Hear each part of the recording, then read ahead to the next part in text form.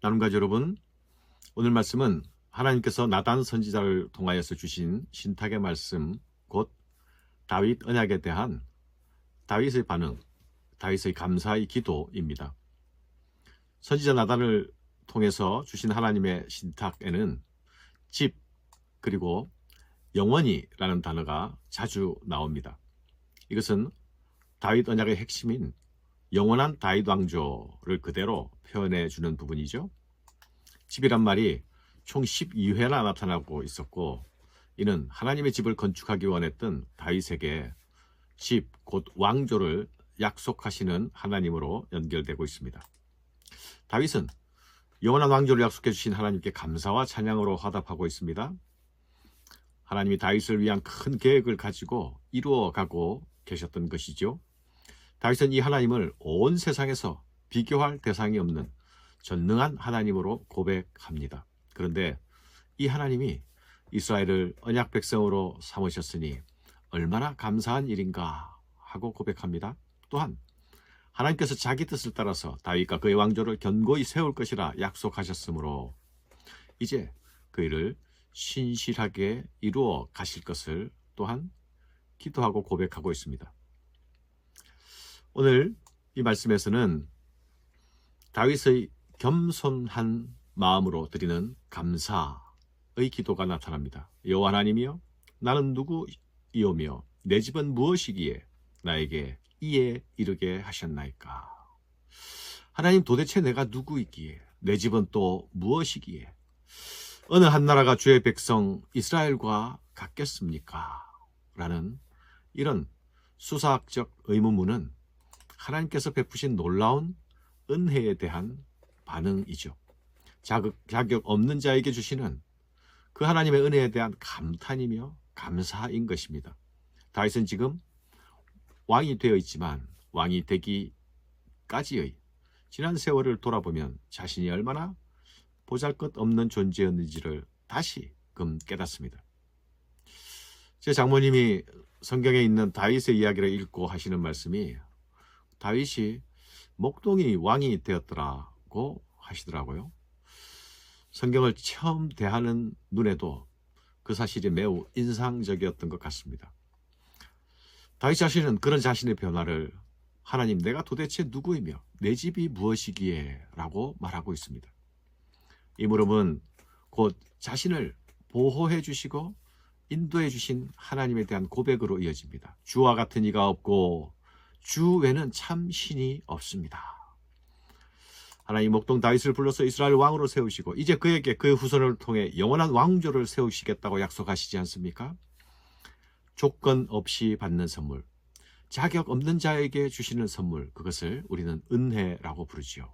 다윗은 이 은혜 주시는 하나님에 대한 바른 태도를 보이고 있습니다. 그것은 오로지 겸손함으로 수용하는 것이죠. 오로지 감사함으로 받아들이는 것입니다. 우리는 하나님이 주시는 은혜에 대하여 어떻게 반응하고 있을까요? 받을 자격이 있는 것처럼 반응합니까? 낮은 자세로, 겸손함으로, 감사함으로 받고 있습니까? 우리가 그분 앞에서 낮아지는 것은 곧 그분을 높이는 일입니다. 우리가 은혜 받을 만한 자격도 공로도 없는 자라는 것을 그분 앞에서 인정하는 것은 결코 우리의 자기 비하가 아닌 것이죠. 은혜 받는 자에게서 나타나는 마땅한 모습인 것입니다.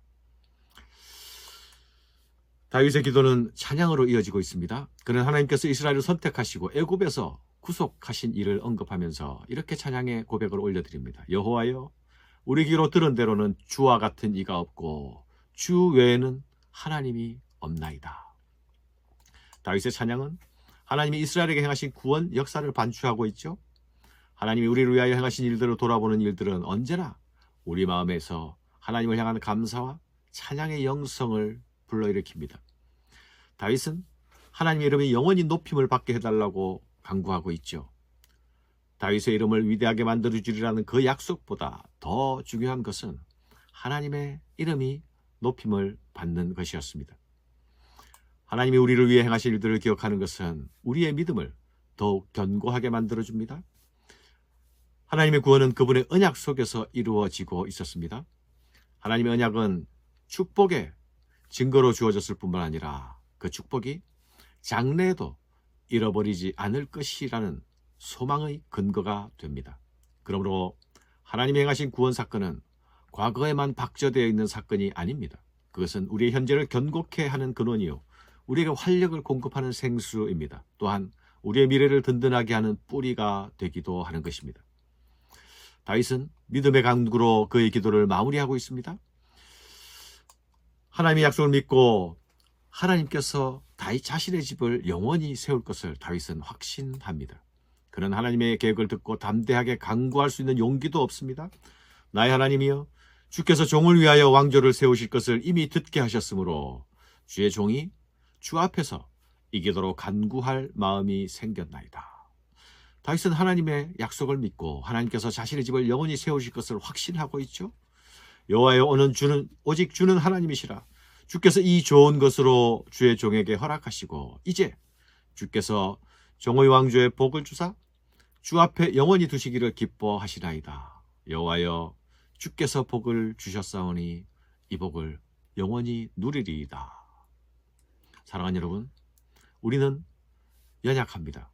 그러나 하나님의 말씀을 따라 살아갈 때에 그 말씀이 우리 가운데 이루어질 것이라는 믿음을 가지고 살아가야 하겠습니다.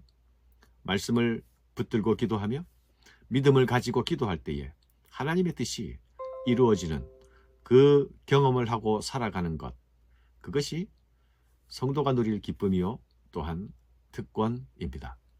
감사합니다.